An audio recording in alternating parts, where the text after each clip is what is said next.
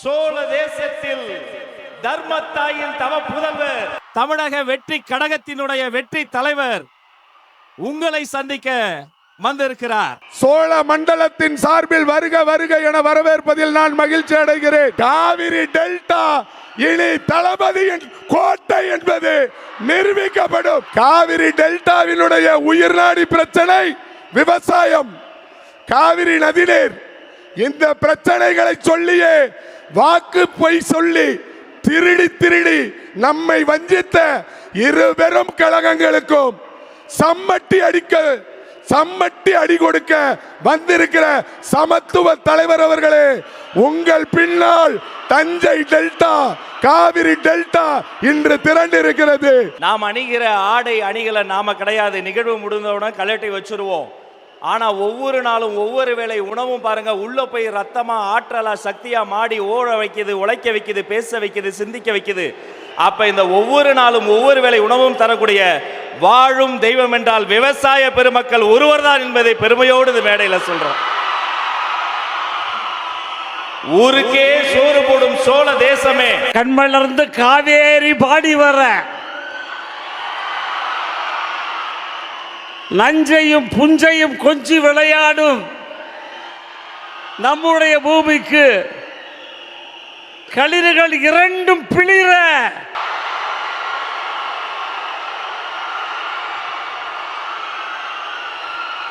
சோழ தேசமே வெற்றி வணக்கம். தாய் பிள்ளை உறவம்மா உனக்கும் எனக்கும். இனி அடுத்த சில நிமிடங்கள் அனல் பறக்கும். உலக தமிழர்களின் உள்ளங்களிலும் இல்லங்களிலும் ஒரே பேர் ஒலிக்கும். இதோ சோழ மண்ணில் தமிழக வெற்றி கழகத்தின் வெற்றி தலைவரே, தர்மத்தாயின் தவ புதல்வரே, வருக வருக வருக.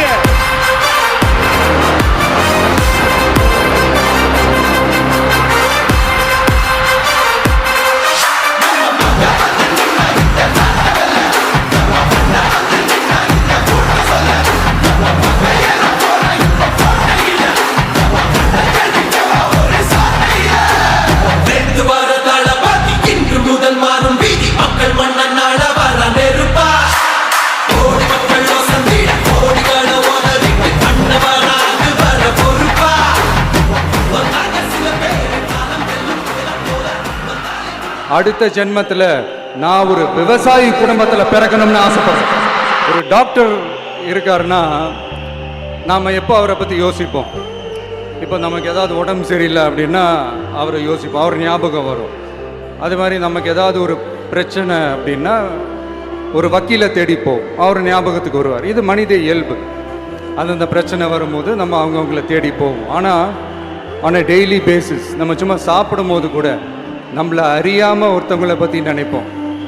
நம்மளை அறியாமல் அவங்களுக்கு நாம் நன்றி சொல்லுவோம்.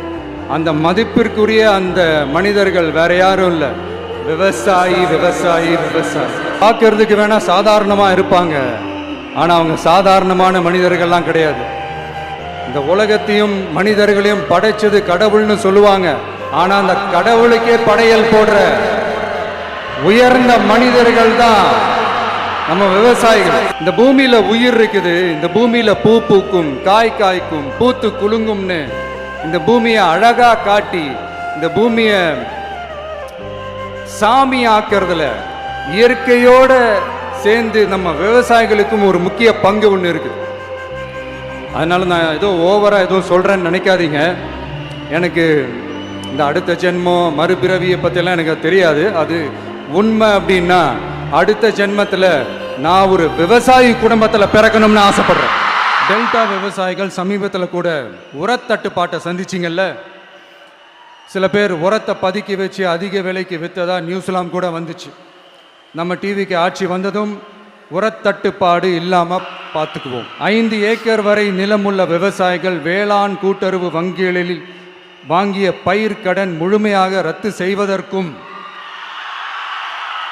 5 ஏக்கருக்கு மேல் உள்ள விவசாயிகள் வேளாண் கூட்டுறவு வங்கிகளில் வாங்கிய பயிர்க்கடன் 50% வரை ரத்து செய்வதற்கான சாத்தியக்கூறுகளை ஆராய்ந்து உறுதியாக நடவடிக்கை எடுப்போம். 2 ஏக்கர் வரை நிலமுள்ள விவசாயிகள் மற்றும் நிலமற்றவர்கள் குடும்பத்தில் யாரும் மாநில மற்றும் ஒன்றிய அரசு ஊழியராக இல்லாமல் இருக்கும் பட்சத்தில் அவர்களின் குழந்தைகளின் பொறியியல் மற்றும் மருத்துவம் உள்ளிட்ட தொழிற்கல்வி முதல் அனைத்து வகை படிப்புகளுக்குமான முழு செலவையும் அரசே ஏற்கும். அரசே ஏற்கும். விவசாயிகளின் விருப்பத்திற்கு எதிராக எந்த திட்டமாக இருந்தாலும், ஒன்றிய அரசின் நெருக்கடியே இருந்தாலும் அந்த திட்டத்தை உங்களுடைய டிவிகே ஆட்சி முழுமையாக நிராகரிக்கும்.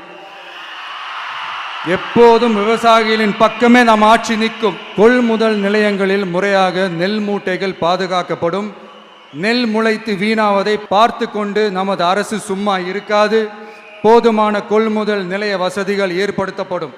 அதே போல கொள்முதல் நிலையங்களில் கொள்முதல் செய்வதற்கோ மூட்டை ஏற்றி இறக்கவோ 1 பைசா கமிஷன் வாங்காமல் பார்த்து கொள்ளப்படும். அப்படி கமிஷன் வாங்குவது யாராக இருந்தாலும் கடும் நடவடிக்கை எடுக்கப்படும். நெற்கதிரை வெற்றி கழக கொடி சுற்றிய நெற்கதிரை உயர்த்து பிடிக்கிறார்கள். அந்த கதிர் போல வளரட்டும் கழகம். சோளத்தில் செய்த வெற்றி மாலை விவசாய மண்ணை வணங்கி சோழ தேசத்தில் தர்மத்தாயின் தவ புதல்வர்